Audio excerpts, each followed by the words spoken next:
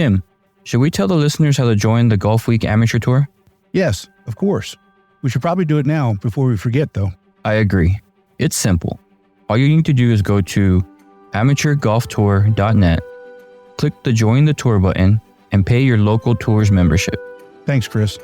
Membership for 2024 is open, so register today to join the oldest, largest, and best amateur tour in the country. And remember, this podcast can be found on all the major platforms. So make sure you like, download, and share it with all your friends and family. Chris, that's a great idea. Now, on to the show. Welcome back, Chris. How you doing, bud? I'm doing good. How about yourself? Well, I'm doing good, but don't know if you realize this, but we're going to hell. We talked about it earlier, and I can't believe it. This is strike 2 for us. Yeah, it's funny, but it's not. We spend a lot of time talking about dads in golf.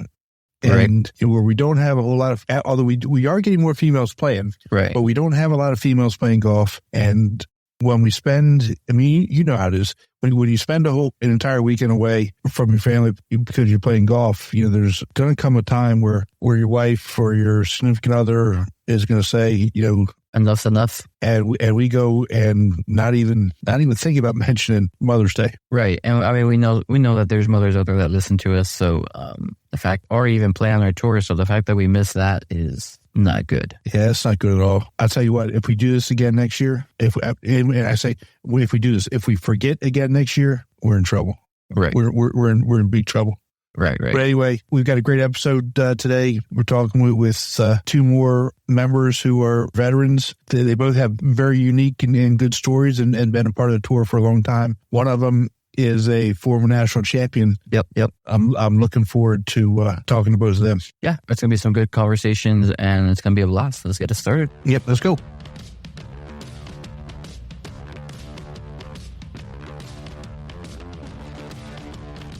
Ladies and gentlemen, Golf Week Amateur Tour, the podcast. Talking about all things Golf Week Amateur Tour, including interviews with tour directors, players, and course pros. Now, here are your hosts, Atlanta Tour Director Tim Newman and El Paso Las Cruces Director Chris Rocha.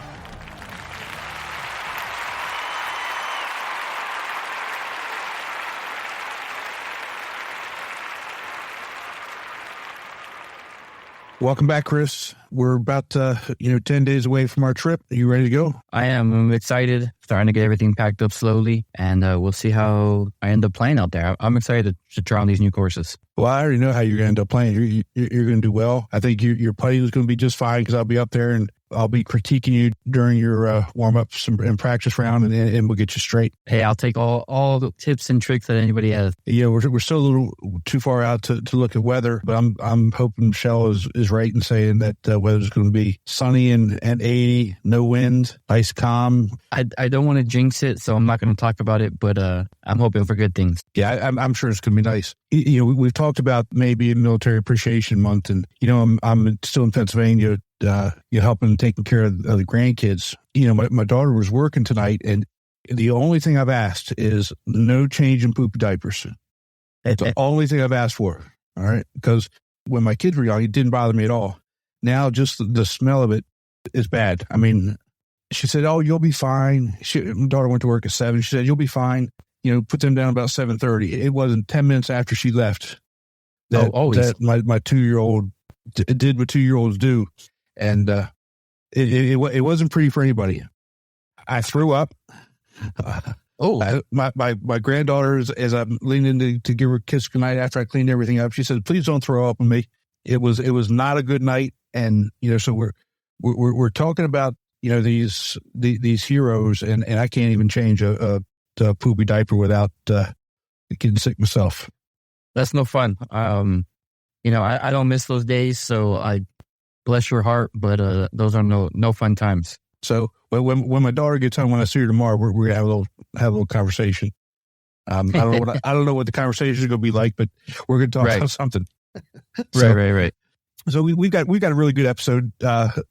This week, we've got some veterans, and the first one we're gonna talk about. We've talked about how you and I don't have any national champions, but Atlanta does have one. He won the national championship the year before I got there. So let's bring in our next guest, Deon Cook. He's the 2015 B-Flight national champion, 22-year veteran of the United States Air Force. Deon, thanks so much for joining us tonight, and thank you for your service. It's my pleasure, and I appreciate being here.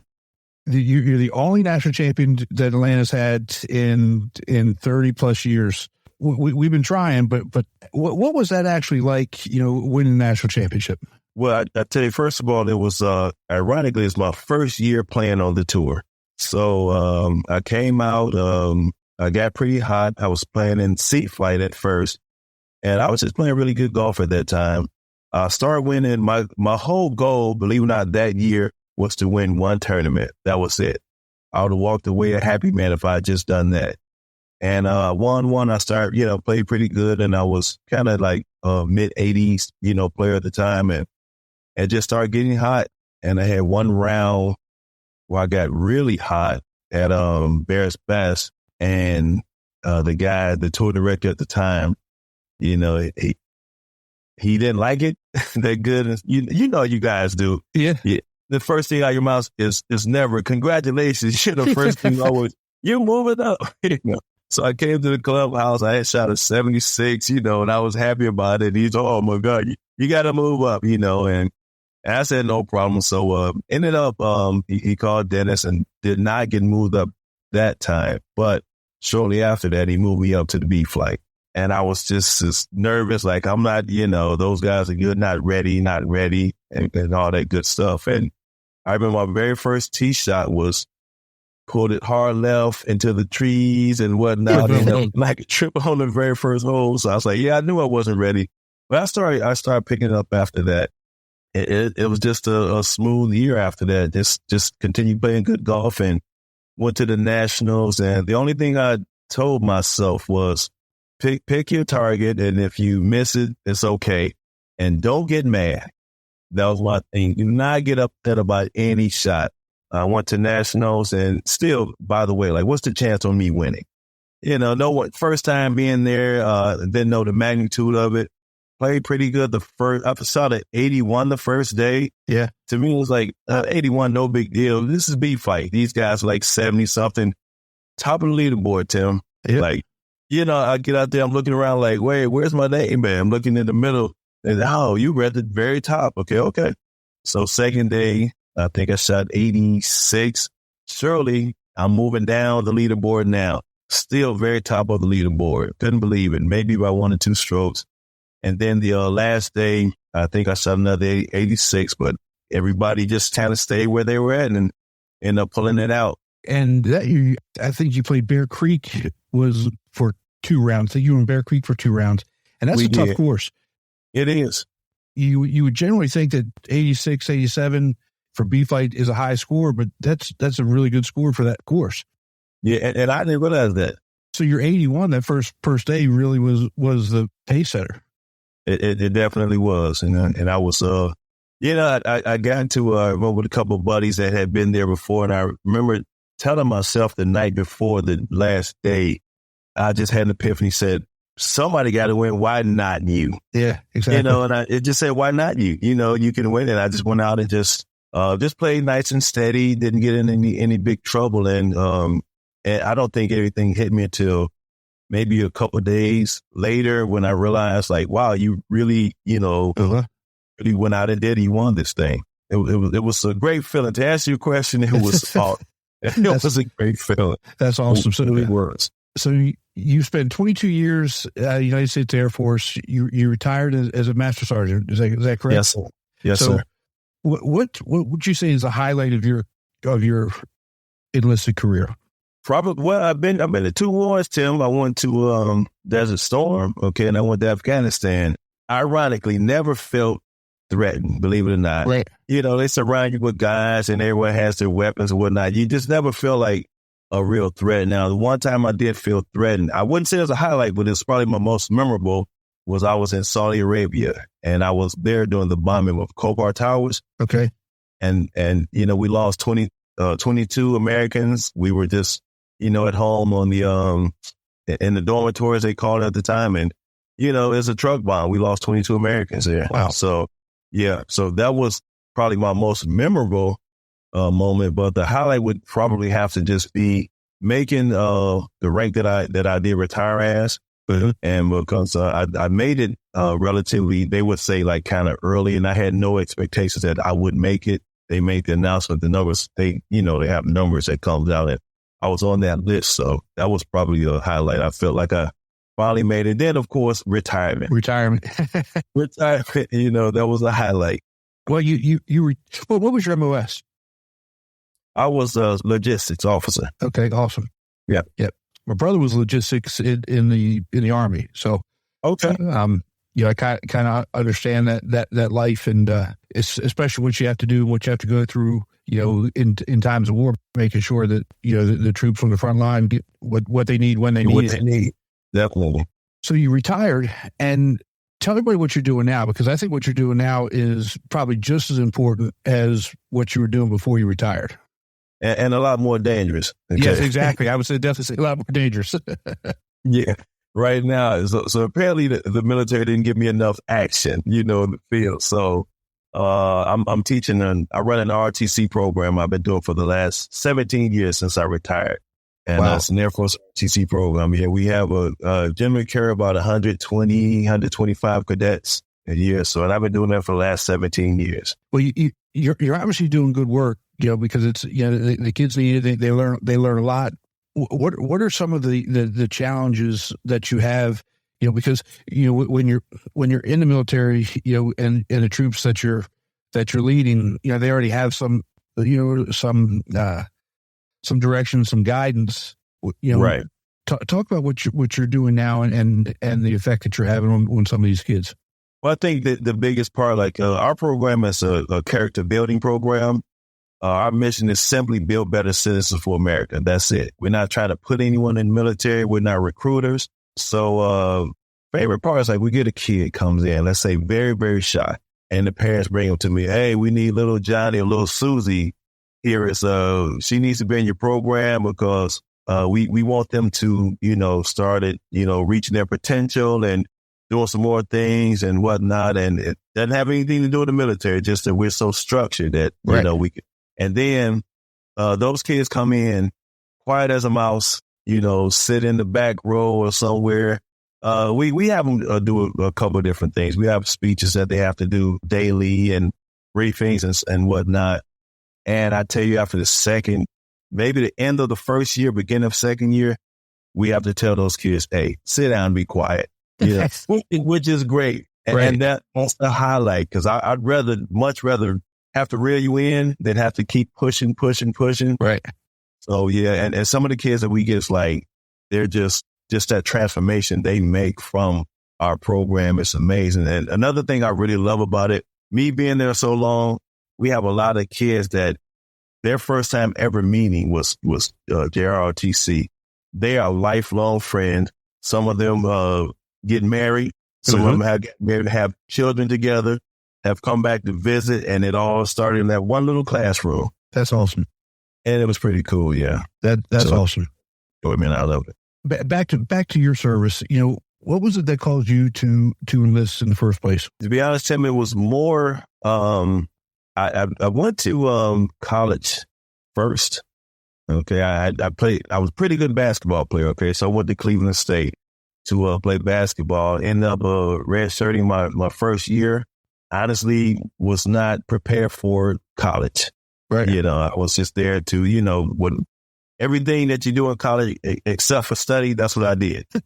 And so when I lose my little half a piece of scholarship they gave me, and never even touched the gym floor because I messed up. And then I remember when I had to get out, I remember talking to, the old counselors. They were like, well, Mr. Cook, you can't get these in college. And by the way, you went out the door, that little piece of money that we gave you, we need that back. So, wow. Oh, really? Yeah. So that happened. And then I ended up, and I remember talking to an Air Force recruiter, and I just called him up and said, hey, I had scored pretty good. We took this called ASVAB test while we were in high school. And that score was good for 2 years. And I scored pretty well on that test. Thank God I did. And he was very, excited about having me come back and get in touch with him and had a job lined up for me. And that's truly, honestly, that's what made me go in. I just didn't want to stay home. I'm from Cleveland, Ohio. I was like, nothing's going on here. I just get away and go travel the world, get free education and reap all the benefits and whatnot. And somewhere, let's say probably third, I was like, serve your country. Yeah. And that's what I ended up doing. But that became number one. Once you get in there and you see what you really signed up for, right? That's what I was there for. Right. And what were some of your favorite duty stations? Well, I did a lot of, my first station was, I was in Florida, of all things, go from Cleveland, Ohio, you go to Florida, not bad. I did a lot of, I did Korea for a year and a half. I did more TDY, temporary duties, than actual stations. I did a lot of stateside stations. They were Florida, Eglin Air Force Base, Miami. I was down in, when Hurricane Andrew came through down in Miami, I was stationed there. Ended up going to Tampa right after that, and then did another, what they call TDY. That's when I went to Saudi. All the stuff started happening, Saudi Arabia, Afghanistan, and Iraq. I did all that while I was stationed at MacDill Air Force Base. Wow. Then, and then, but as far as seeing the world, I went TDY to Germany. I did Japan. I would say Japan was probably my favorite place to be. Okinawa, that was the front. That's my favorite place to be. That's awesome. And when did you pick up golf? You would think all that traveling, Tim, I would probably have picked up a stick and played some of those nice courses around the world, right? Didn't think about golf. We used to have a sports day in our squadron. What amongst the base, it's like one day we would take off and we would play against that squadron and play against ours. I played in the real sports already, but this was the day where you could really just, it's like they had golf, basketball, football, all these different sports you can do. You take off work and do that. Right. And I remember saying one day, like, our commander played golf, and he said, "Hey, Cook, you want to, play on a golf team?" And I made a joke like, I thought this was sports day. No. He gave me a funny look. I'm like, oh, baby, commander like that one too well, So now you're playing golf. I wish I could find him now, boy. He probably would say, I told you, But I started playing once I stopped playing, I played so much basketball. I played for the base. I went out for the Air Force team 2 years in a row and didn't make it, but just to get an invitation was an honor, to be honest. And didn't make it, so like I said, played so much basketball. Then when you stop playing, when you start getting your early 30s and late 30s and whatnot, you start slowing down a little bit. Your body's not healing after a game. So I just stopped being as active as I was before. But I'll be honest with you, I always wanted to play golf, but I was intimidated.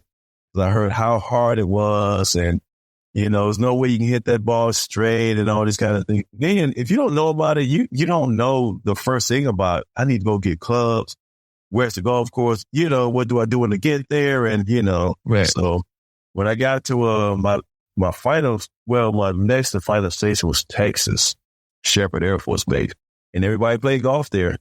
So I finally went out with a couple of friends of mine and kind of tinkered around with it a little bit, but didn't get the bug. I was still trying to play a little basketball. And when I left there, I went to Montgomery, Alabama. That's where I retired from. And one day it was time for me to retire. Funny story. Hey, Sergeant Cook, we're going to have your retirement ceremony. I know we always have these luncheons and whatnot. I said, everybody does luncheon. I don't want a luncheon, what else we got? He said, well, we can have a golf tournament for you. And I said, that would be great, because I'm still thinking of everybody else, all my troops. Everybody can get a day off. Right, we can go to the golf course. We could eat and all these fun things. And then I started thinking, you don't know a damn thing about golf.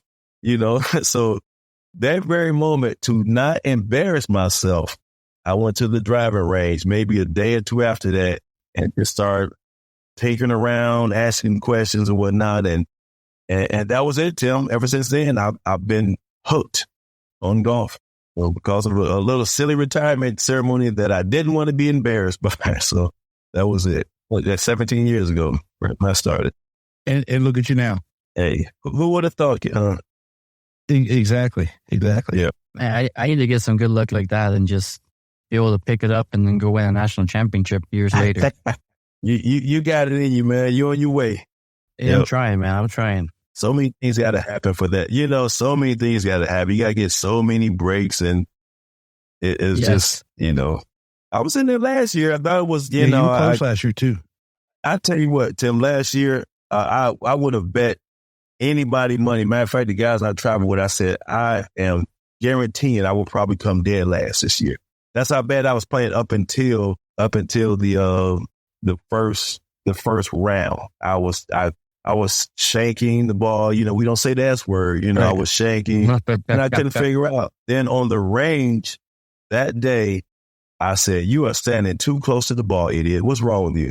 Why are you trying something new right now?" And I just backed up maybe an inch or 2 inches, and I started playing a lot better just from that. That's awesome. I don't want to brag, but you know, I think we've got a good bunch of guys. I do too. And you know that whole crew that we've got really kind of supports everybody, cheers everybody on.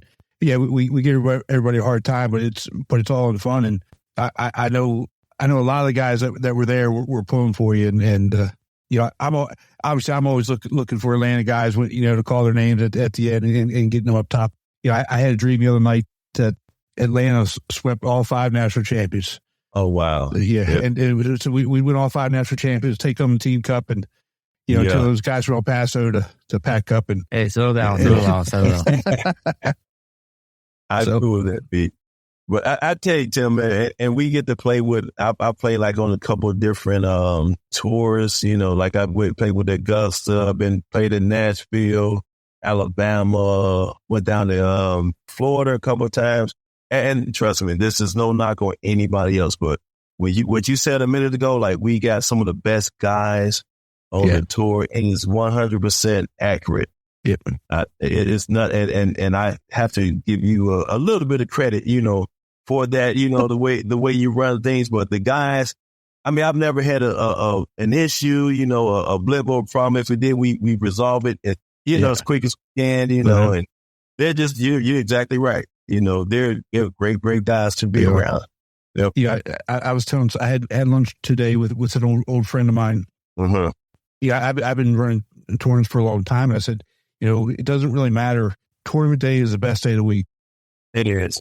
Because I love being around you guys. Yeah. Tournament day for me is fun. Just hanging out and being with you all. Right. You know, we got some characters from you know, champ flight all the way to D flight. So whenever you're coming in, I know I'm going to be laughing most of the day. Let's take a quick break and hear from our sponsor, Srixon. A great iron set needs more than good looks. It's got to be fast and got to be pure. But good looks never hurt either. The all-new ZX Mark II irons from Srixon. Yeah, it's a great time. It really is. And I always get, you know, you kind of sign up for, let's say you go to your next tournament, and I don't, you know, first thing you moan and groan about is 2 hours away. Yeah. Really? You know, I got to drive too, you know, but the whole time, you know, this is a nice drive. You know, you play your music, you doing, you know, the things that you normally do. But I tell you, when you turn that corner and you see those guys, you see that line up, and it just clicks, and you just like, it's like a family reunion. You know, it really is. And you're just coming in and you're shaking everybody's hand and how you doing and all these great things. So that's the best part of the tour. That's what I get out of it. Yeah. Yeah. Really. Because I didn't say like when the year I won, maybe I thought I was Billy Badass or something, you know, like I took the next year kind of off, you know, like I'm going to go and do something else, you know, and I don't know what I was thinking about, but then I really started missing.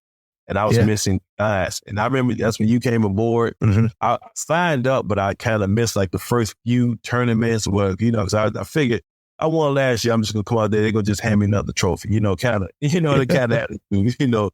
dead wrong, Yeah. And I got my butt kicked a lot the next year, because I like Mike Tyson said something a while ago. He said, he said to this great philosopher guy, he said, when I used to get upset about a lot of things, the way people treated me and blah, blah, he said, because I thought I was somebody.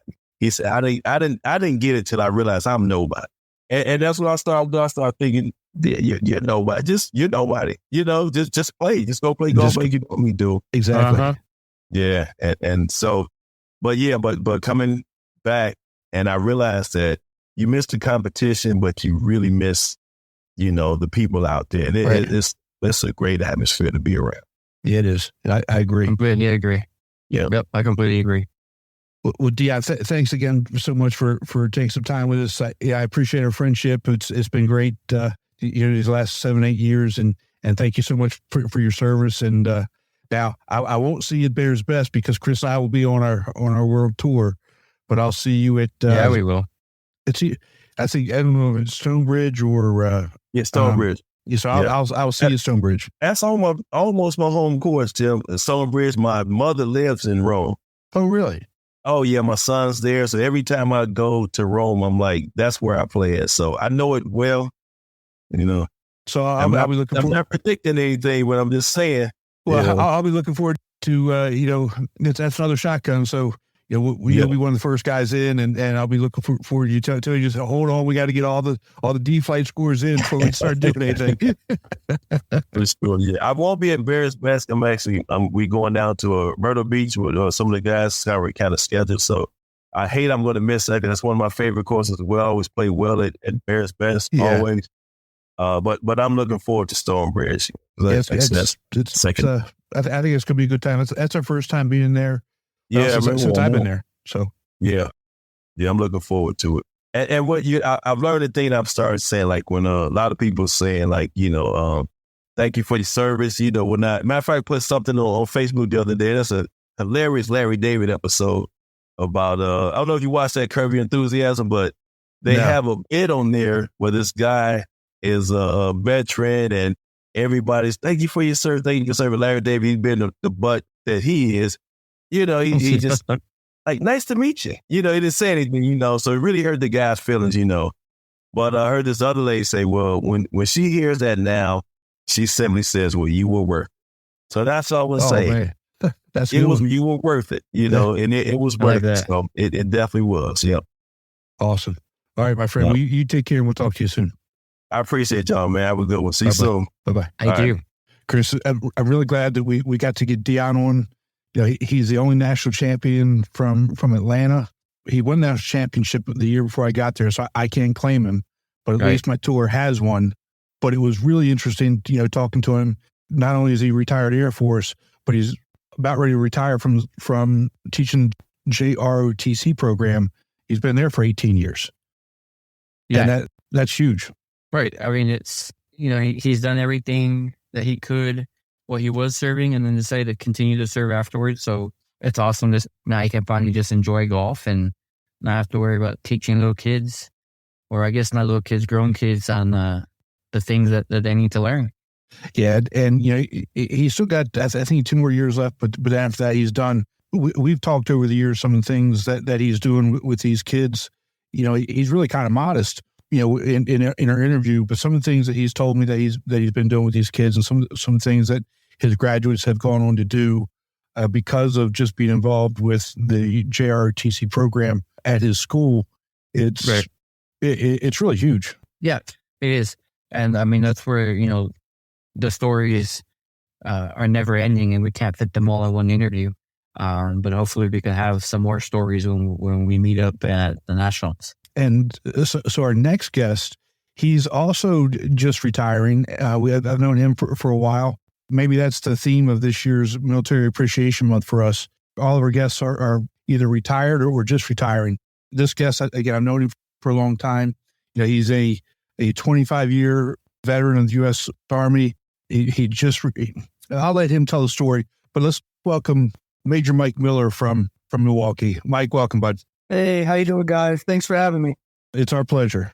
You're retired, but you're not actually fully retired yet. You're on you're just on leave until August? Is that what we're calling it? Yeah, well, yeah, they call it transition leave now. It used to be terminal leave, but yeah, just basically, I guess if you were civilian, you'd be taking your the rest of your paid time off that you have left, basically your PTO. So until August. So really just hanging around golfing and between now and then.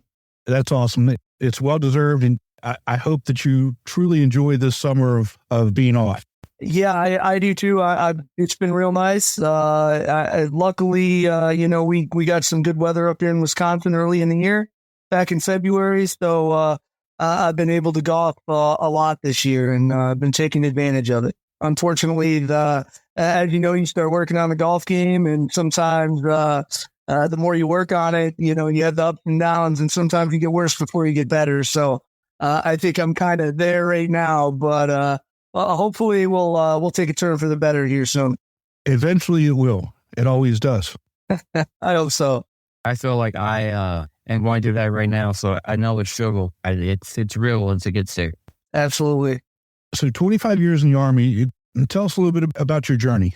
Well, journey began back in 1999 as a 19-year-old just graduating high school. I did try out the college bound initially, where I joined the reserves. Only served about a year and a half or so in the reserve. Tried to do college. College didn't really work out at the time.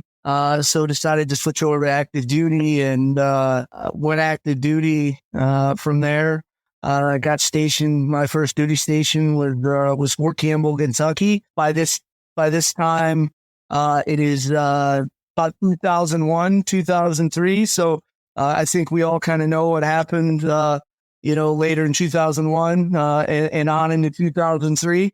It wasn't, February 2003. I had my first deployment. Was in the desert of Iraq pretty quick, and from there just kind of bounced from station to station. Several MOSs. Went from being enlisted. Did start out as enlisted. Went all the way to become a staff sergeant, and then in 2009 decided after many years and some coaxing from the wife to go to officer candidate school and become an officer, and probably one of the top 3 or 4 decisions, best decisions I've ever made in my life. Especially, for setting myself up for the future and what it's done for me, looking forward 16 years now, as an officer and retiring as a major, and the retirement's not so bad. So looking forward to it. It's been a great journey. I can't say anything bad about the Army over all my time. It's had us moving a lot and I've had to do a lot of things, but it's been really good to me. I can't really say anything about it, and probably I don't think my family really can either. It's been really good to us. We've seen a lot of places, done a lot of things, and have really been blessed at this whole journey. And I'm going to miss it. It's bittersweet. The retirement is a bittersweet thing, so I don't think it's really set in. I got a retirement ceremony coming in June, and then, I'm officially retired on August 1st. And then I think maybe this will hit me a little bit more, but it's been a journey and it's tough. It's all I've known for 25 years. Like I said, straight out of high school, this is what I did. I've had I had one other part-time job in my life, other than the Army. So this is really all I've known. So as you can imagine, going from that lifestyle to, this is almost like being a civilian is like being, going into another world for me. You and I talked a little bit about, one of the things that you're really going to miss is the routine, the structure of military life. And, my suggestion is maybe, civilian life could really use a little bit more structure. We may be better off.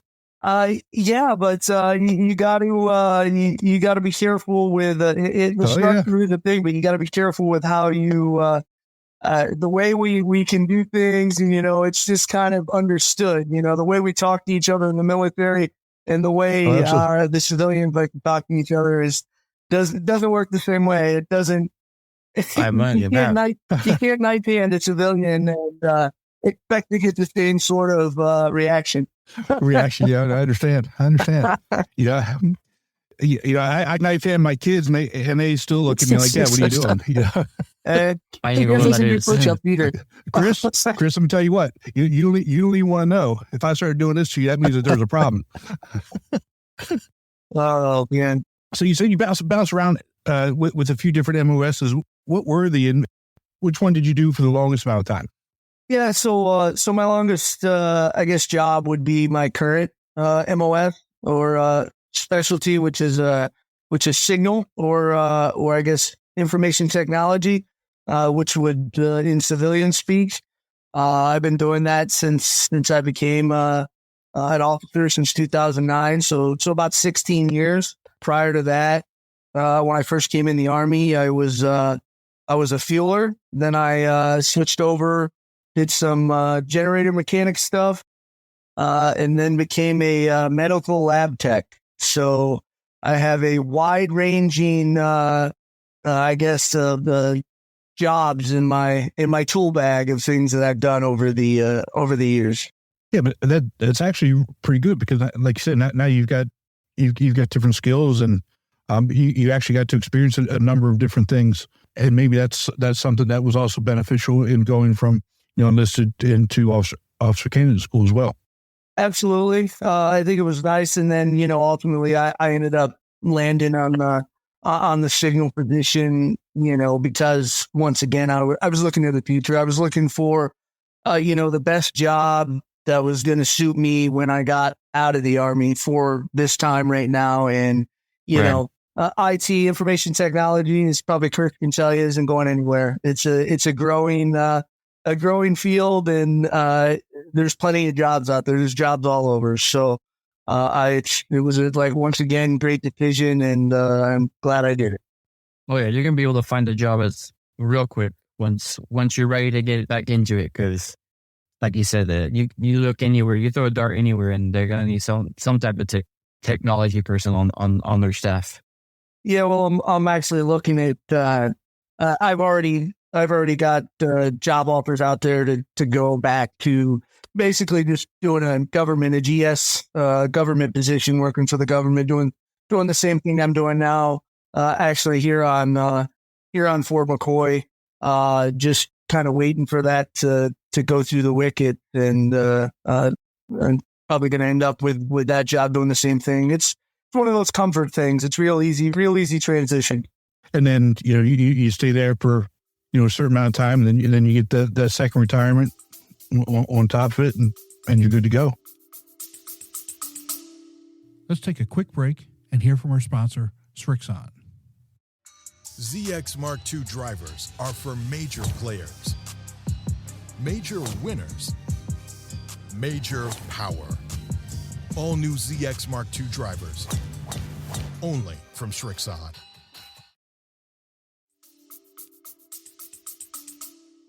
Yeah, absolutely. And it's easy to move for the government. There's government positions everywhere, so we can move if we decide to move.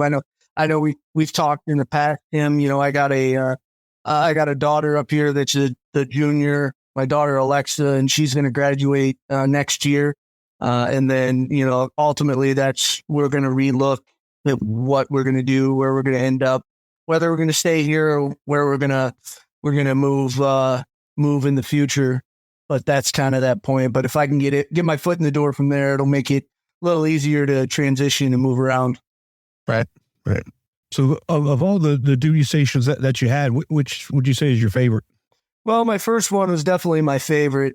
Fort Campbell was by far my favorite. It was really nice down there. I was also, I was really young at the time, but it was just it was a great experience. It's a great installation. I've been to the Fort Braggs of the world, the Fort Bennings of the world, Fort Stewart, Fort Gordon in Georgia, DC, which was at the Pentagon. I was at Fort Belvoir in Virginia, out in Chris's neck of the woods there in Fort Sam Houston and San Antonio, Fort Bliss in Texas, Fort Hood. So been around the country, seen a lot of places, but I never did manage to get back to Fort Campbell after I left it, after my first duty station, but I think it's always near and dear to my heart. may have something to do with being my first duty station and just, where I kind of deployed to Iraq there the very first time. But it's always held a special place, and I'd say that's probably my favorite. Well, I'm sad to hear that Fort Bliss wasn't your favorite, but we'll let that one slide for this interview. I don't think Fort Bliss is anybody's favorite, but we'll hey. We're gonna take that one out. All right. We're gonna take that out. At what point did you start playing golf, and how much was golf a part of your military career? Well, I started playing golf shortly after I graduated high school. I had friends that did it. I never really did it in high school, so I started playing with them. I played golf my whole time in the military. I've traveled around, find people. Golf is kind of, you can always find somebody that plays golf. It's played maybe not initially. It wasn't important. So probably around 2008, 2009, when I got to Fort Gordon, Georgia, I got with some buddies and we started making it a regular every Saturday thing where we golf. Yeah. Traveled a lot, being down in Fort Gordon, right in the neck of the woods. That's where, Augusta National is and stuff. So a lot of golf courses down there, a lot of great golf. The On Post golf course, Gordon Lakes is a great place there. We really started golfing a lot there. And then, shortly after that, moved down to Fort Stewart. And, that's where I, did some Google searching, looking for, ways to get a little more competitive. And that's when Golf Week Amateur Tour popped up at the time. And that's when I joined. Back then, I joined Hilton Head Savannah Tour, which was where I initially got into golf. And then from then until now, I've been in and out of the tour just because of, being in the Army, being this place, that place, deployed, not deployed. As you know, I ended up in D.C. up there with you and Jen there for a while, D.C. Metro, did some time up there, and now here I am in Milwaukee. So got a little bit of everything, and you could probably ask my wife. I probably golf too much, but I do enjoy it. I do kind of go when I tend to like, say, it used to be billiards when I was younger. Yeah, played a lot of pool, and then I kind of saw golf, and I kind of go all in, when I go to stuff. I want to be, I don't want to just be mediocre. I try to get, the best I possibly can, but golf is not that easy to master. I will tell you that. No, but that's okay. Yeah. But I have a great time, meet a lot of great people, and it's, I enjoy it. It gets me outside. Yeah. So your first year on tour was in 2012, and that was in, the Hilton Head Savannah Tour. And then you came to DC in 2016, 2018. That's where we got to know each other. And I was surprised when I was up helping out in Milwaukee and you showed up, because it was like, long lost brother. I wasn't expecting it. So, yeah. But you're now, you've progressed to the point now where you're helping Edmund Rose. This is Ed's first year as tour director. And you're really kind of stepping up and helping him out. How are things going up there with that? So far, so good. Things are going bad. We just finished off our second tournament of the year. I know we're if not the latest, we're one of the latest starting tours. We don't get our first tournaments in until first week of May every year. We did just finish up our second tournament of the season. It was Abbey Springs. It was a major, actually. It was beautiful weather for it. Had a great turnout. It was a co-event with Chicago, and it so far so good. I mean, it's a as you know, anytime you change directors, there's a learning curve there. But he's Ed, he's real energetic and he's all about growing the tour and doing great things. And I think it's going to be good. And I know I take it back, back last year at Nationals, me, you, Chris, Ed, there was a whole group of us that talked for quite a long time at length about the tour in general and moving, how Milwaukee was going to go and just all kinds of tour stuff. And I'm glad that I can help him out. And I'm kind of learning the wickets of this and stuff. And we'll see where it goes from there. Yeah, I think it's going to be a great year. Like I said, it's a learning year for everyone, but overall, it's great. Has Ed broken out his wrestling voice for you guys yet, or is he saving that? No, he loves to do his announcements. I mean, if you listen to the podcast, he's now the intro to the podcast. He was out there last weekend announcing people off the first tee with his speakers. So that's Ed for you. He loves to be out there doing that. Well, just one little piece of advice. I told Chris earlier that he and I are going to hell because in our last episode we forgot to say anything about Mother's Day, and Mother's Day just passed. Everybody who played in your tournament is really going to hell because you all played on Mother's Day and you had a big turnout. I don't know how, that I need to find out how you all pulled that off. It was great. It was a tournament that was scheduled last year by, it wasn't Milwaukee that scheduled it. We won't play on Mother's Day again. I don't think there was some, but I will just, in my defense, I did make sure that I did take my wife out, and we did have a Mother's Day dinner on Friday before I did go to the tournament. So hopefully I have a little, that gives me a little something from there. But I don't know, but I tried. No, I understand. I tried. I understand. It is what it is. It's done, but I would kind of like to know how some of those guys pulled off, not being home for Mother's Day. Not that I would ever do it. I wouldn't miss Mother's Day, but just have that in my back pocket to, right. If anybody ever needs any advice. Yeah, the crazy thing is this is the exact opposite of Father's Day because when Father's Day comes, it's like get out of here, go do what you want, and everybody can. The fathers just want to be alone and want to go golf. They want to. But, Mother's Day, completely opposite. It's everybody wants to be together, family, complete opposite holiday. So Exactly. Well, we need Ed to step up the game and start getting some of these shirt contest participants from his tour because, he was kind of the person who came up with the idea, unbeknownst to him. So we need to see some entries from his tour out there. Yeah, I was thinking about it myself, as I've been listening to your podcast, all year waiting for our season finally to kick off. I've been debating on putting in a shirt and doing it at least, at least to get at least for a free shot at nationals. That'd be, a paid entry in the national. That'd be great. So it's definitely worth it. Yeah, don't debate. Just do it. Yeah. Ed doesn't usually wear anything too crazy either. He's very, contemporary, but we'll see if we can get him into something crazy. We've seen a crazy shirt. Don't worry about that. You should have seen the shirt that started it all. Yeah, there's plenty of them out there. So of all the rounds you've played on tour, which course has been your favorite? It's hard, of all the places and all I just have to go back to Whistling Straits. Honestly, it's probably the most famous course that I've played on.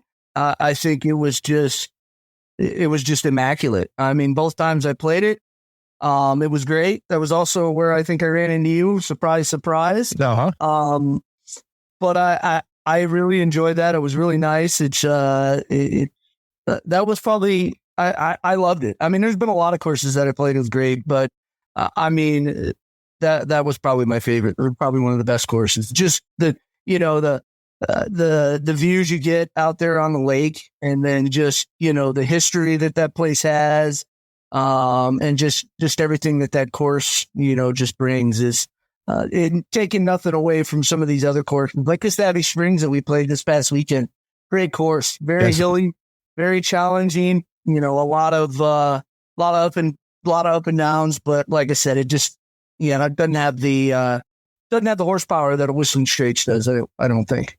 Yeah, but it's Whistling Straits. How many courses really do?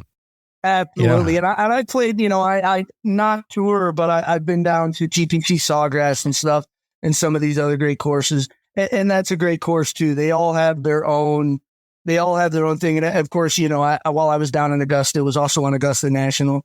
I would love to play that sometime if I could ever get myself to get down there and get a volunteer opportunity. Augusta National was just a, gorgeous place to do too. If you haven't been there or been on it, that was a really beautiful course. TV does nothing for it. Just being there. Doesn't. Yeah. What's the U.S. Open course that's down there in Milwaukee? It's right down the road from one of the ones that we played. Did Aaron Hills have a U.S. Open? Yeah, Aaron Hills. Mm-hmm. Yeah. Hey, have you played that? I have not got on it yet. The Milwaukee tour doesn't play that. The thing about that's another one, like, listen, straight walking only. Walking only, yeah. So it's limited to, the people and the numbers that you can get through there and stuff. But while I haven't been there yet, I have heard a lot of good stuff about it, and it's a beautiful course. A lot of people speak highly of it. So you're planning on being in Hilton Head again this year, right?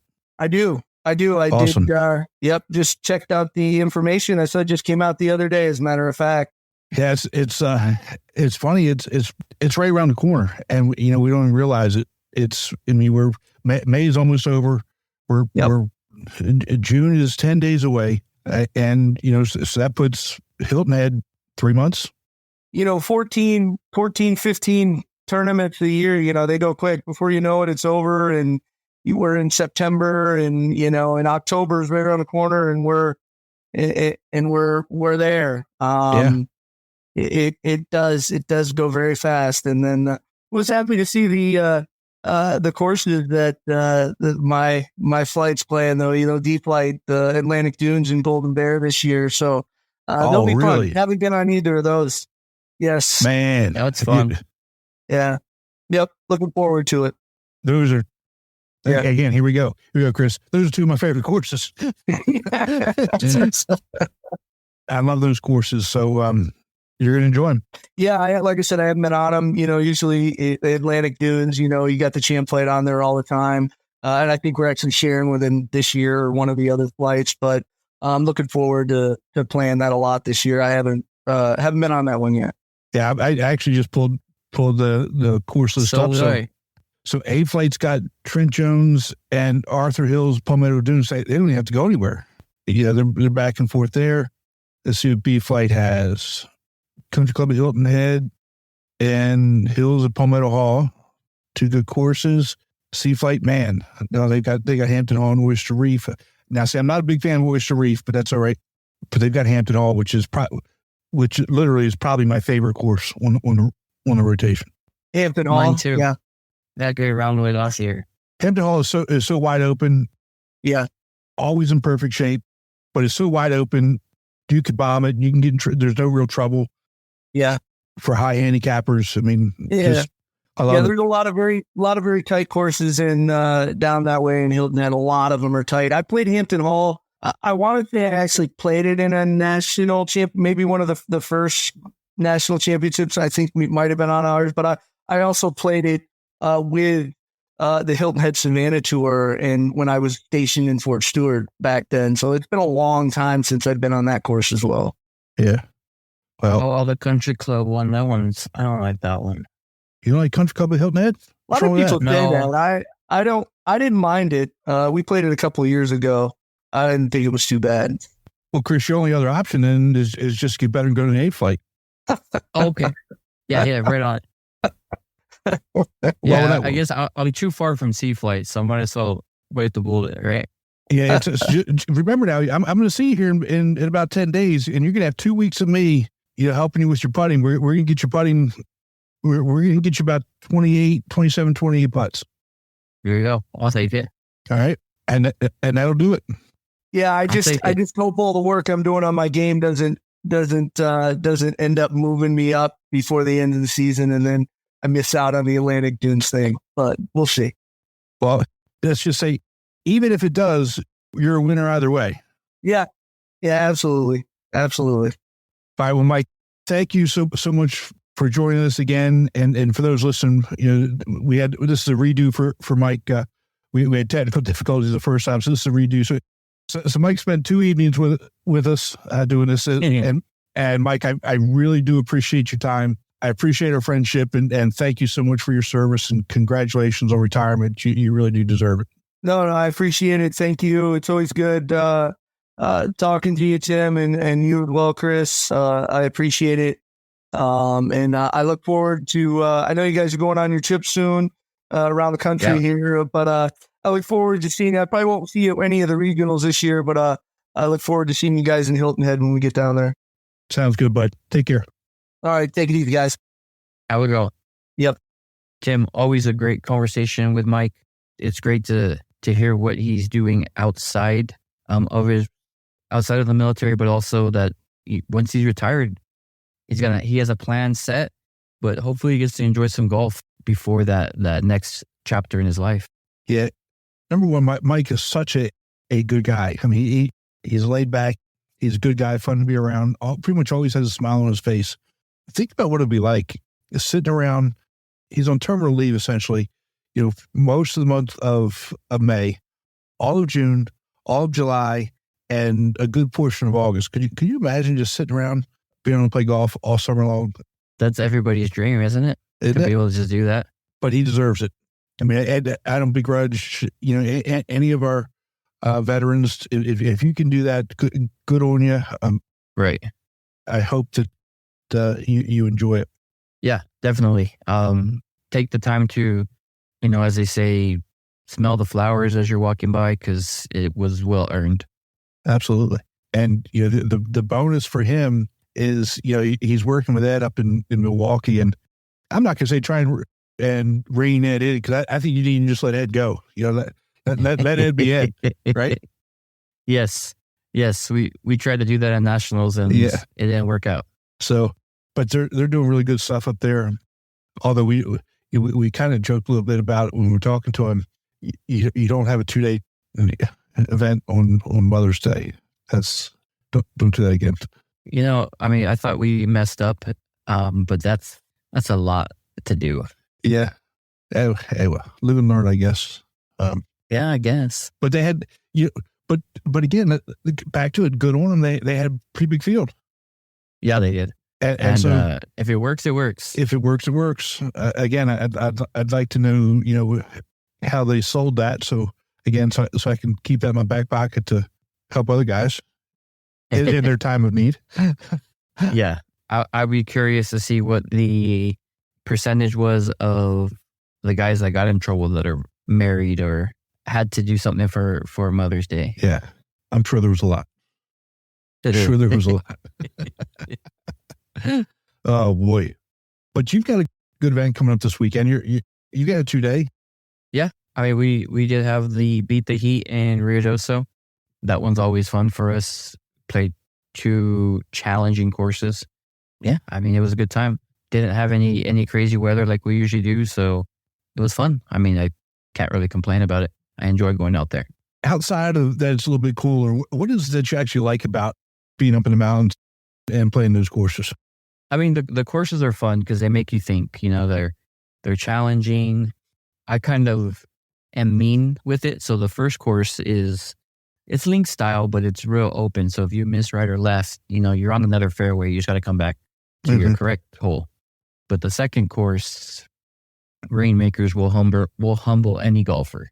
That's the fun part because they don't get a chance to really think, having to go on the next day. I think the first 3 or 4 holes are the hardest holes in a 250-mile radius from there. Wow. I would challenge anyone to come out and try to at least be even or +1, +2 through those 4 holes. So when you set those courses up, do you actually put them back to the back end of the distance suggestions? Not necessarily. I think the Rainmakers ones, if we went to the back distance, it would really, we'd have some really, really high scores. So it's really a placement course. And if you've never played it before, you're going to struggle, I guarantee you. Because if you don't know where to place it or know that if I go, a hair too long on this hole, I'm not going to find it. It's going to be down the mountain. Okay. So that's what I enjoy is being able to have to think and, do your math and do your distance control and things like that. Or, there's some holes where you can go over these patches of trees, and if you clear it, you're on the green. But if you don't, you're hitting back from the tee box. So it's a fun time. Awesome. I'll take some pictures or I'll send you some pictures so you can see some of these holes, because there's one par 4, not very long, but on the left side is probably a 30-foot drop canyon all on the left side. So if your ball goes in there, you're not retrieving it. And then that canyon cuts through the fairway and then goes all the way down the right side and cuts right before the green too. So, and this fairway's like a dogleg left fairway. And if you don't, they have this one rock right in front of you. And if you don't clear that rock, you're in the canyon. So it makes you think it's not an easy course whatsoever. Just take your triple bogey and go to the next hole. Honestly, a lot of people just do that. They're just like, you know what? Mark me down for a 3 over and let's go. Oh, boy. I've seen people one person on the green just putting. Oh my gosh. That's funny. Did you get your wedges fixed? I did get my wedge fixed. It was only one. There's no need to say wedges. There was only one. Well, just, I don't know if you want to just get another one just in case. You tap No. I got one. Hopefully we're able to see a wedge doctor on one of our trips. Still got to reach out to find that out. If not, I don't know. I still haven't decided yet. We'll see. We'll see how I do at these tournaments. Okay. I think you'll be fine. That might be the determining factor, is how I do in these tournaments. I haven't even swung this club. I just got it. I went to my local guy that I've known for forever, and I said, hey, I need this fixed, and put whatever shaft you want to put in there. I don't really care. I need to be able to swing this club, and he made it work. All right. Why do you say it like that? We'll see. I mean, we'll see what it looks like. Right. We'll see what it looks like after second day in Michigan. How about that? Well, I mean, and keep in mind, like, I only use this in the sand trap, and the whole point of the game. We'll see what it's like after Michigan. Right. Because the whole point of it is not to be in the sand trap, but not making any promise. Oh, it'll be good times. It will. I'm excited. And who knows, maybe I'll come out with a win, and then we won't have anything to talk about. I hope that for you. You're not playing the Memorial Day weekend, are you? No. Okay, so you can take that weekend off, and then you're going to go, then we're back on the road.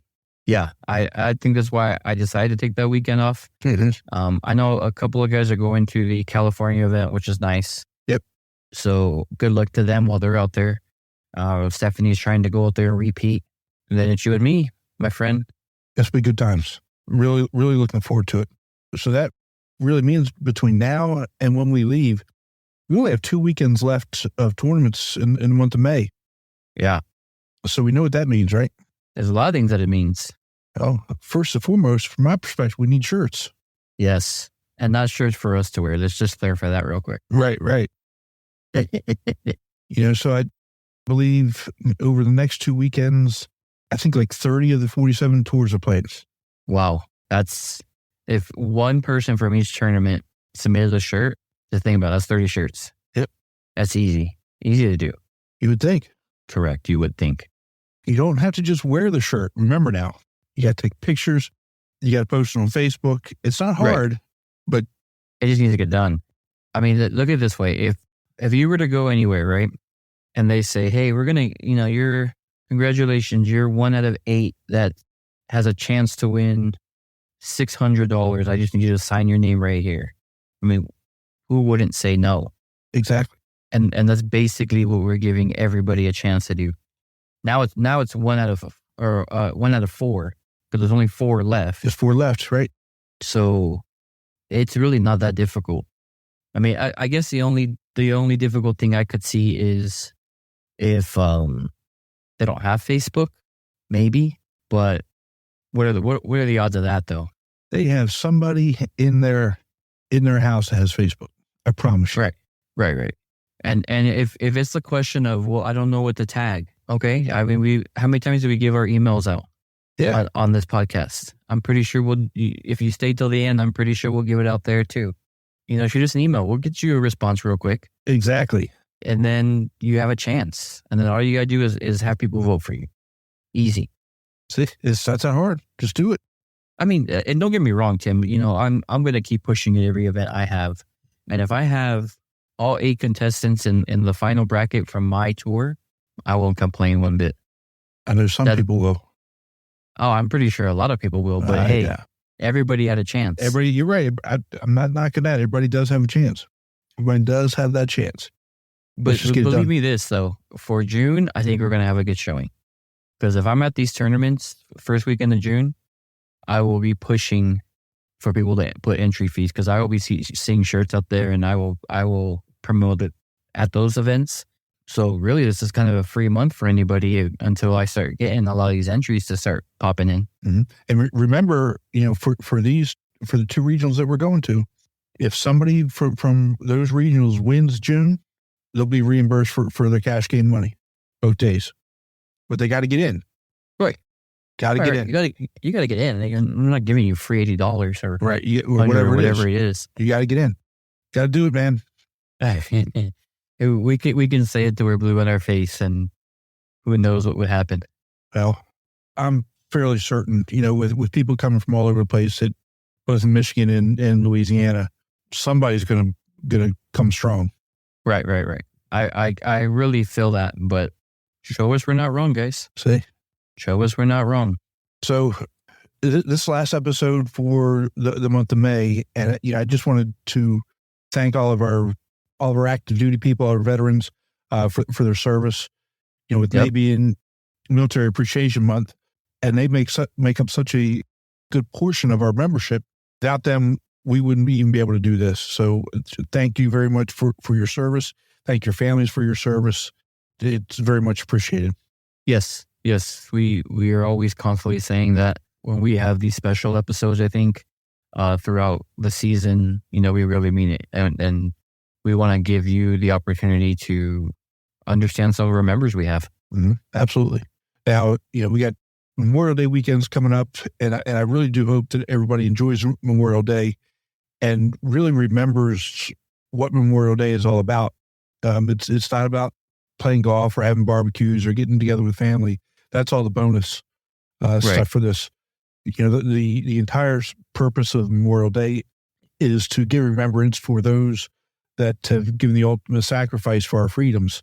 If you can just take some time to reflect on that and think about that over the coming weekend, it really makes a big difference. Yes, it does. Even if you have some people that you can reach out to, make sure that they're okay, but it does make a huge difference. Yeah. So again, enjoy Memorial Day weekend.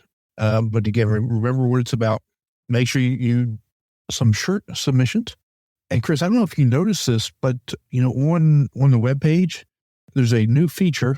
Hey, you see, you're saying, I know we've been updating our webpage and it looks great, but every time we add a new feature, we got to slow it down here and walk people through these new features, like how to find the regionals and how to find the podcast page. So now you're throwing another wrench in here. Okay, so if you go to the podcast page, it says click here to send us a message. It goes right to messages, right? To us. So you don't even have to worry about our email address anymore, Chris. How about that? Again, making it super, super, super easy. Yeah, it's as easy as a click of a button. Yep. And look at those pretty shirts on our podcast homepage. See? Look at them. Don't you want to be a part of that? I do. Oh, boy. And remember, maybe this is a thing. Okay, maybe this is it. That they've already submitted and they're afraid, I can't submit again. No, you can submit every month. Every month, yeah. Win or lose. Win or lose. Yeah, win or lose, you can submit. So, although you can't submit the same shirt twice. Correct. But it doesn't mean you can't submit anything. Right. It's just, let's have some fun with this. Because if we flop this year, who knows if we'll be able to do it next year. And we want to see this thing grow. Well, you got to remember something, Chris. We don't flop. Right. Maybe sometimes. Well, we don't. Sometimes we do. Well, we forget Mother's Day. That's bad. That's real bad. Yeah.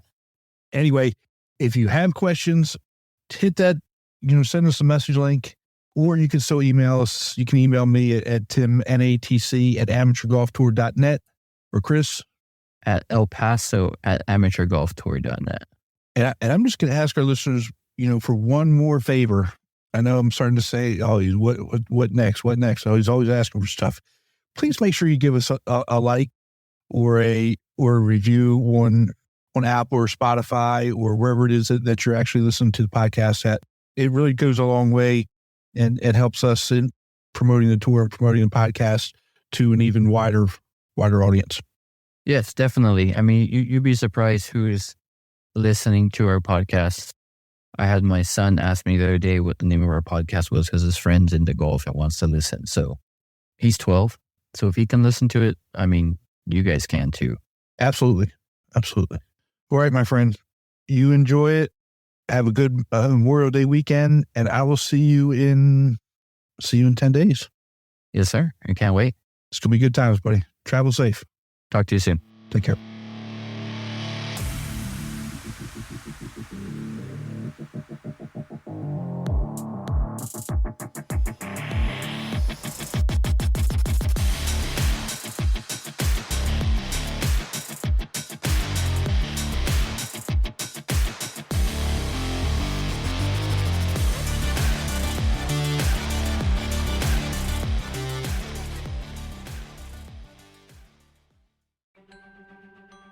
Chris, we didn't do it again. What didn't we do? We didn't say how to join the tour. That's right. It's simple. All you need to do is go to amateurgolftour.net, click the Join the Tour button, and pay your local tour's membership. Thanks, Chris. Membership for 2024 is open, so register today to join the oldest, largest, and best amateur tour in the country.